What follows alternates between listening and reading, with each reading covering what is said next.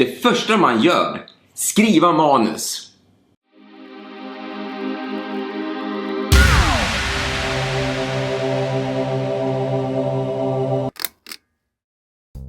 Hallå allihopa som tittar på detta. De som har varit med sedan starten och de nya tittare. Om det är verkligen så. För er som kollat på detta länge och har nu undrat en sak när ni ser detta. Vad är det här för något? Varför är det blankt? Varför har du ingen färg? Varför rör inte dina läppar? Jag blir faktiskt förvirrad. Jag kan inte läsa av om du inte rör på läpparna. Ja, det är en bra fråga som du ställde. För det är så att jag inte haft några tid att komma in till något projekt som jag tänker göra. Och så har jag väldigt svårt att komma med att göra en animerad video. Men jag håller på, så var lite lugnt.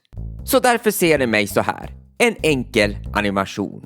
Och därför kom jag på en sak för att låta mig vara aktiv. Och det är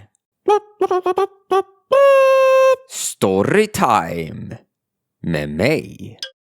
Om ni har sett de andra som Jaden Animation, Odds Ones Out, Dummix och Let Me Explain Studio, så brukar de göra en Storytime-video där de berättar vad de har varit med om med hjälp av animationer. Och eftersom att jag inte haft mycket tid och det skulle ta länge för mig att komma fram en video, så då kanske jag skulle som alla andra gör, att berätta det jag har varit med om med hjälp av animation. Så varför har jag inte gjort det här förut och bara gjort något annat? Ja, det finns ju faktiskt ett problem, och det är att jag har inte mycket minne jag vill dela. Det är så att av allt som jag har varit med om kanske jag inte minns, och det kan vara så att jag vill inte dela med er något djupare. Det enda som jag kan tänka mig är att jag bara sitter där. Japp, det är jag. Okej, sittande gör jag inte hela tiden. Det vore väldigt konstigt att det skulle vara så. Men det är likadant som vi alla håller på, som ett vanligt folk gör. Vad vi äter. Men jag kommer att komma fram och berätta till er något som jag har varit med om. Vad vore det bra att börja detta genom att prata om kollektivtrafik? Som sagt, jag kör ingen bil och tror inte att jag kommer att göra det, för jag har svårt med hur trafiken funkar.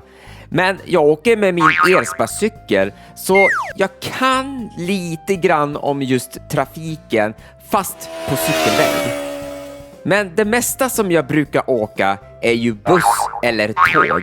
Men jag fattar inte varför det måste vara så dyra. 1000 kronor för en hel månads SL-biljett. Och det kommer ju aldrig i tid. Jag minns ju när jag bodde i Umeå med ultrabuss, där det kostade 20 kronor för en biljett på 10 resor. Inget har ju ändrats sedan dess. Jo, man måste ju ha en app för att skaffa biljett och blippa i bussen. Och det kostar ju halva av vad SLs månadsbiljett kostar. Nu vet ni varför stockholmare alltid är ute efter pengar. Som sagt, ni vet ju hur många brukar göra för att åka buss. Vänta vid hållplatser. Men det är någonting som man inte kan lita på om det kommer i tid. Och det jag inte förstår är varför man måste stanna kvar vid hållplatsen för att vänta på en buss som inte kommer. För så här har jag nämligen gjort. Om jag skulle komma så tidigt till en hållplats, det vill säga om man är 10 minuter för tidigt, så fortsätter jag att gå till nästa hållplats ända tills jag inte kommer fram. Till exempel att det fortsätter ju då till motorvägen. För det tar ju inte längre tid att gå, och du får ju förstås motion. Så jag vill inte bara stå helt stilla vid hållplatser samtidigt när det kan vara en regn eller snö och titta på samma McDonalds-skylt i en halvtimme. Det är ju inte roligt. Men något som jag har tagit mest del av är ju deras app. För det är inte bara att skaffa en biljett, utan man kan ju även kolla på tider i real tid, så man vet ju när nästa buss kommer. Och det bästa som de hade ju som lagt till är att du kan kolla på kartan via bussens GPS så att man vet ju var den är, så man kan ju hinna eller fortsätta till nästa hållplats. Och där kan jag då berätta till er det som jag har varit med om. Efter att jag har arbetat klart, checkade ut och gått ut från platsen så kollade jag på appen på hur bussarna håller till. Och då får vi inte glömma bort att det regnar under tiden, så trafiken kan vara värst.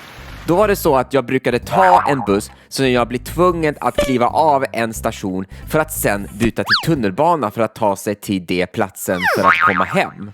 Men då såg jag att den bussen som åker direkt till den platsen jag bor var försenad innan, och då har jag chans att ta den bussen för att komma hem tidigare.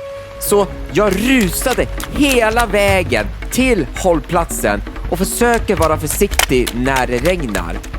Då såg jag bussen långt ifrån som är nära till hållplatsen, och då kutade jag som attans.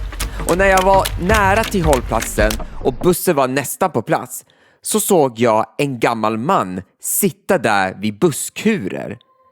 Vilket gjorde att det var bra, för då kommer ju som bussen att stanna när han är där, så kan jag som hinna till det. Så när bussen långsamt stannar vid hållplatsen, då började gubben vifta bort som äsch, åk iväg, jag ska inte på. Och då åker bussen iväg. Och jag bara, det där. Och det är vad jag har varit med om. Och det här har jag nu tänkt på. Varför får personer bestämma hur bussar ska göra? Eftersom att det är ju deras jobb. Om det är någon som är där så måste de stanna. Annars får de åka iväg om de inte vill kliva på. Och tänk om det är så att det är någon som tänker kliva av vid den hållplatsen men sen åker iväg. Ja, men tänk på den tanke, hur komiskt det där skulle vara. Men det är vad jag har varit med om, och jag hoppas att jag kommer framöver att dela med mera berättelser. Så se framöver, någon gång, någonstans, kanske längre bort.